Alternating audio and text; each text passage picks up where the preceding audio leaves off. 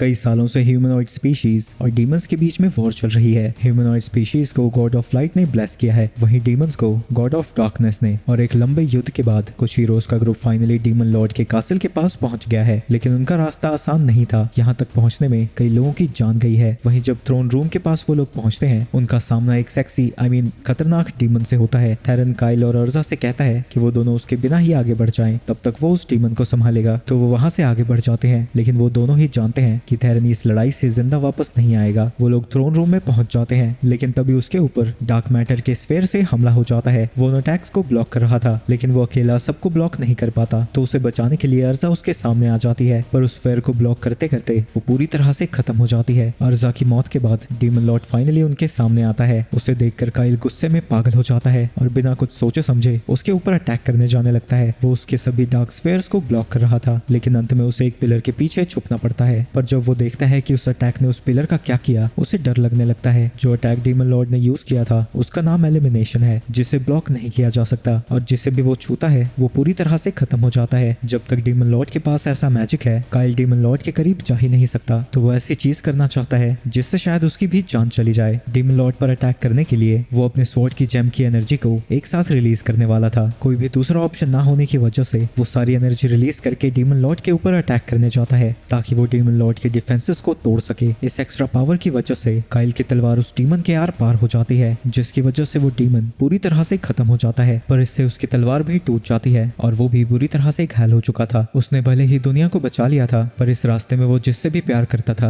और जिन्हें उसने प्रोटेक्ट करने की कसम खाई थी, वो सबको खो चुका है। उसके दोस्त, उसकी फैमिली और उसका घर, सब कुछ डीमंस ने डिस्ट्रॉय कर दिया है। तो जीतने के बाद भी उसे ऐसा लग रहा था जैसे वो हार गया है। कुछ देर बाद वो जमीन पर गिर जाता है। अब उसे मौत का कोई डर नहीं था, क्योंकि जीने के लिए उसके पास कुछ बचा ही नहीं। लेकिन तभी डीमन लॉर्ड का मैजिक जेम वहां पर वापस आ जाता है और उसकी पावर्स ग्लो करने लगती हैं। डीमन लॉर्ड के मरने की वजह से उसकी पावर्स को कंट्रोल करने वाला कोई नहीं था, और अगर वो आउट ऑफ कंट्रोल जाता है तो शायद वो पूरी दुनिया को डिस्ट्रॉय कर देगा। उसे फटने से रोकने के लिए काइल रेंगता हुआ उसकी तरफ जाने लगता है, और जैसे ही वो उसे पकड़ता है वहां पर तेज रोशनी आ जाती है। इसके बाद जब उसकी आंखें खुलती हैं, काइल वापस से अपने बचपन के बेड पर था। उसे लगता है कि ये सब कुछ मरने से पहले वाला फ्लैशबैक है, लेकिन जब वो खिड़की के बाहर देखता है, उसे उसका टाउन बिल्कुल सही सलामत दिख रहा था, जो कि उसकी जिंदगी में एक डीमन के अटैक की वजह से पूरी तरह से जलकर राख हो गया था। टाउन को पूरी तरह से ठीक देखकर उसकी आंखों से आंसू गिरने लगते हैं, लेकिन जिन चीजों से वो गुजरा है उसे अभी भी यकीन नहीं होता कि ये सब कुछ सच है। तभी उसकी बचपन की दोस्त लीज वहां पर आती है। उसे देखते ही काइल फ्रीज सा हो जाता है। वहीं लीज देखती है कि वो अजीब तरीके से बिहेव कर रहा था, और वो उससे पूछती है कि क्या वो ठीक है, लेकिन काइल कोई जवाब नहीं देता, क्योंकि उसे अभी भी लग रहा था कि ये सब कुछ सपना है। लेकिन वो दोबारा उसे देखकर बहुत खुश था और वो उसे गले लगा लेता है। वहीं लीज शर्मा जाती है और उससे पूछती है कि वो क्या कर रहा है, लेकिन वो उसे कोई जवाब नहीं देता। लीज उससे दूर हटने की कोशिश करती है, लेकिन काइल उसे नहीं छोड़ता, और बैलेंस बिगड़ने की वजह से वो दोनों ही बेड पर गिर जाते हैं। वहीं जो सिचुएशन अभी क्रिएट हुई थी, काइल उसके पूरे क्लाइमैक्स तक जाना चाहता था, लेकिन इस समय में उनकी रिलेशनशिप अभी उतनी आगे नहीं बढ़ी थी, और अब लीज का शर्माना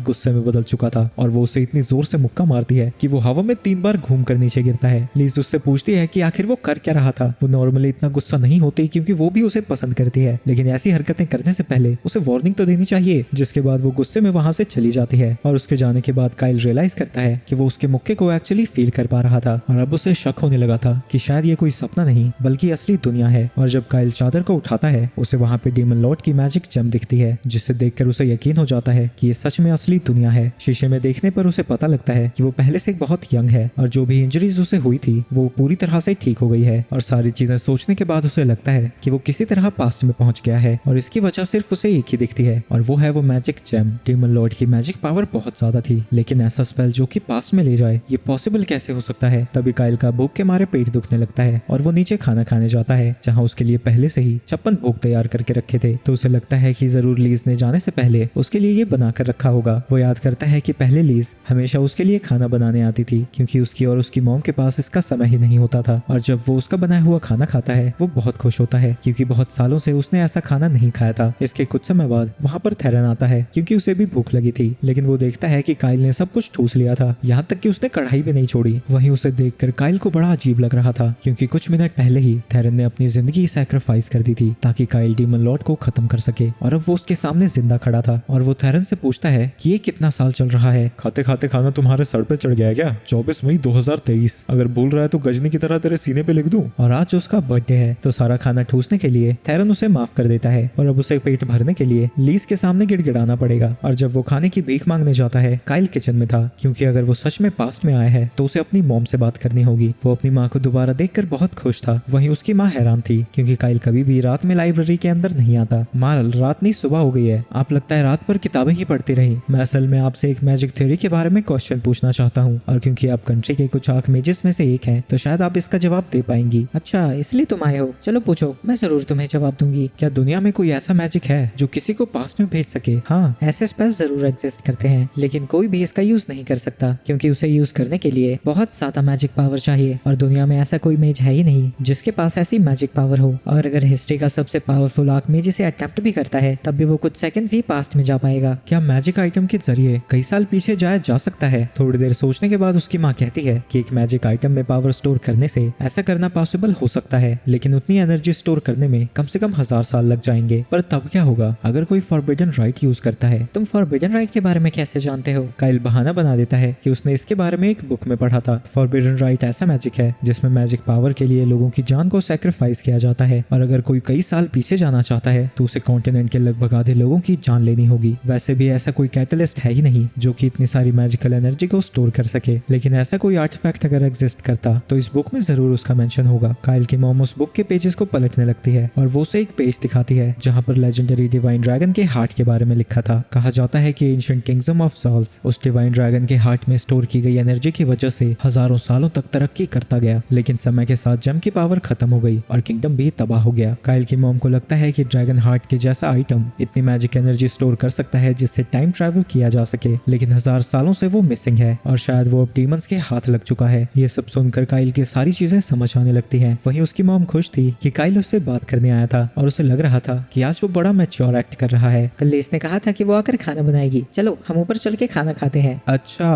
वो खाना? मैंने सब कुछ खत्म कर दिया। ये सुनते ही उसकी मॉम को फ्लाइंग चप्पल के ख्याल आने लगते हैं, लेकिन वो खुद को शांत करती है। चलो कोई बात नहीं, आज तुम्हारा बर्थडे है तो तुम्हें माफ करते हैं, पर तुम्हें कोई गिफ्ट नहीं मिलेगा। मॉम से बात करके एक चीज तो क्लियर हो गई है, ये लेजेंडरी डिवाइन ड्रैगन का हार्ट है और उस डीमन लॉर्ड ने पहले से ही उस स्पेल को इसमें प्री प्रोग्राम कर दिया था, लेकिन वो भला समय में पीछे जाना क्यों चाहेगा? तभी पीछे से लीस उसके पास जाती है और उसे देखते ही वो अपने घुटनों पर आकर उससे माफी मांगने लगता है। मैंने ऐसा सिर्फ इसलिए किया क्योंकि मुझे बहुत बुरा सपना आया था। लीस उससे पूछती है कि उसने किस तरह का सपना देखा। काइल बताता है कि उस सपने में उसने लीस को भी मरता हुआ देखा था। ये सुन के लीस समझ जाती है कि उसने उस तरह से उसे हक क्यों किया था और वो कहती है कि वो उसे माफ कर देगी। वहीं उसे स्माइल करता हुआ देखकर काइल को याद आता है कि फ्यूचर में उससे क्या क्या छिनने वाला है। उनका टाउन डीमन टेरिटरी के सबसे पास है, तो जब इन्वेजन स्टार्ट होगी तो सबसे पहले वही सफर करेंगे। ऐसे ही इन्वेजन के दौरान उसकी पिछली लाइफ में लीस की जान चली गई थी और उसके मरने के बाद काइल ने कसम खाई थी कि वो उसका बदला जरूर लेगा, लेकिन अब लीज उसके सामने जिंदा थी और अगर वो कुछ नहीं करता है तो 3 साल बाद वो फिर से सब कुछ खो देगा। और वो कसम खाता है कि वो फ्यूचर को जरूर बदलेगा और सबको बचा कर रहेगा। तो अगले दिन वो डीमन से लड़ने के लिए ट्रेन करने लगता है और उस डीमन लॉर्ड की अपने सामने मेंटल इमेज बनाता है और वो उसके साथ फाइट करने लगता है, लेकिन उसके कुछ अटैक्स ब्लॉक करने के बाद वो रियलाइज करता है कि उसकी अभी वाली बॉडी पहले से बहुत कमजोर है, लेकिन उसके पिछली जिंदगी के मैजिक स्टैट्स अभी भी उसके पास हैं। तो वो खुद की स्पीड और स्ट्रेंथ को एनहेंस करता है, लेकिन इसके बाद भी ज्यादा कुछ नहीं बदलता क्योंकि उसके शरीर को अभी भी लड़ने का तरीका नहीं पता, यानी उसे अपनी बॉडी को बहुत ज्यादा ट्रेन करना होगा ताकि वो उसकी मैजिक पावर को हैंडल कर सके। वहीं लीस और थेरन छुपकर झाड़ियों से उसे देख रहे थे और उनकी नजरों से वो बस पागलों की तरह चिल्ला रहा है और अपने आप ही नीचे गिर रहा है और अब उन्हें उसके दिमागी संतुलन की फिक्र होने लगी थी। तभी थेरन की मॉम लेला वहां पर आ जाती है। वो उसे बताते हैं कि काइल कुछ समय से अपनी ट्रेनिंग पर बड़ा ध्यान दे रहा है, जो कि बहुत अजीब है क्योंकि कुछ दिन पहले तक उसे इन सब से कोई फर्क नहीं पड़ता था। किसी लड़के में इतना बदलाव तभी आता है जब किसी लड़की का मामला हो। ये सुन के लीस को गुस्सा आ जाता है क्योंकि काइल ने उससे तो कन्फेस नहीं किया था, तो उसे लगता है कि वो जरूर किसी और के चक्कर में पड़ा होगा और वो उसकी गर्दन पकड़कर इसके बारे में पूछने लगती है, पर इतना हिलाने की वजह से बेचारा उल्टी करने लगता है और जबरदस्ती उसका खाना पेट से बाहर निकालने के लिए वो उसके लिए लंच बनाती है। और अब क्योंकि वहां पर सभी लोग मौजूद थे वो उनसे पूछता है कि बेस्ट तरीका क्या होगा ताकि सारे नेशंस एक साथ एक्शन ले। लीला कहती है कि इसके कुछ तरीके हैं। पहला, किंग उसकी बात माने, या तो उसे एक इन्फ्लुएंशियल फिगर बनना होगा, एक प्रीस्ट या फिर हीरो। उसे ये सब आने वाले 2 सालों के अंदर करना था और उसे एक ही ऑप्शन दिखता है, एक महान हीरो बनना। इसके बाद वो अपने रूम में जाकर बहुत सारी बुक्स पढ़ने लगता है ताकि वो अपने मिशन को प्लान कर सके और फ्यूचर से आने की वजह से उसका एक फायदा भी है, उसे पता है कि कौन से लेजेंड्स ट्रू हैं और कौन से फॉल्स। तभी वहां पर थेरन आ जाता है जो कि उसे पढ़ता हुआ देखकर हैरान था। क्या तुम सच में हीरो बनना चाहते हो? तुम जानते हो ना ये उतना आसान नहीं है। हाँ, मैं बिल्कुल सीरियस हूँ। नॉर्मली हीरो बनने पाने के लिए डीमन किंग या उसके जैसा कुछ मारना पड़ता है, पर अभी मैं ऐसा नहीं कर सकता, इसलिए मैं रिसर्च कर रहा हूँ। मुझे सिर्फ ताकत ही नहीं पैसा भी चाहिए। हीरो के तौर पर मैं मदद करने के लिए लोगों से पैसे नहीं मांग सकता, लेकिन इक्विपमेंट और ट्रैवलिंग में बहुत ज्यादा पैसा लगता है, तो जर्नी पर निकलने से पहले मुझे बहुत सारा पैसा चाहिए। साथ ही जो इन्फ्लुएंशियल लोग हैं मुझे उनके साथ जान पहचान भी बढ़ानी पड़ेगी। ये सब सुन के लग रहा है तुम पॉलिटिशियन बनना चाहते हो, हीरो नहीं। अगर मैं जल्दी से हीरो बनना चाहता हूँ तो मुझे पॉलिटिशियंस जैसे कुत्तों वाली हरकतें तो करनी ही पड़ेंगी। वहीं उसकी बातों को सुनकर थेरन एक चीज तो समझ गया था कि हीरो उसका एंड गोल नहीं है, वो ये सब कर कुछ और अचीव करना चाहता है। हाँ, मेरे पास हीरो बनने की कोई और वजह है, पर मैं वो तुम्हें अभी नहीं बता सकता। अगले दिन काइल लेला से बात करता है और उसे बताता है कि वो जल्द ही अपने एडवेंचर पर निकलने वाला है। उसने अपनी मॉम को इसके बारे में पहले ही बता दिया है, पर अभी लीज से बात करने का उसे मौका नहीं मिला था। लेला कहती है क्योंकि वो काफी समय तक बाहर रहेगा, उसे अपने साथ थेरन को लेके जाना चाहिए, क्योंकि वो एक अच्छी शील्ड बनेगा। एक शील्ड? मैं उसे ऐसे थोड़ा वेस्ट करूंगा, मैं तो उसे बलि का प्यादा बनाने के बारे में सोच रहा हूँ। वहीं सब के बारे में थेरन पहली बार सुन रहा था